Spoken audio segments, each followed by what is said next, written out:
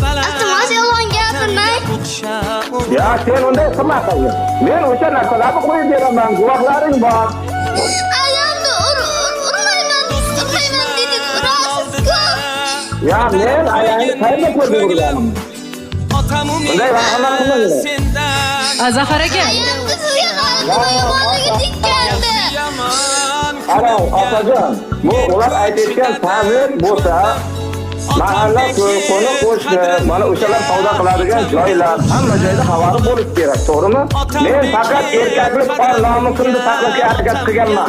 Bularda haqqi yo'q edi, oynadan odam kirdi. Aka, bizlarga rasmlar bor. O'sha marhum ayolingizni vafot etgan holatida badanlari ko'karib yotganligini suratlari bor. Bunga nima deysiz? Badanini bilmayman aka, men buni prokuraturaga ham, ichki ishlarga ham tergov berganman. Zafar aka, qizlar atidan qilyapti. Kimdir o'rgatgan deyapsiz, to'g'rimi? Sizni qoralash kimga kerak bo'lishi mumkin?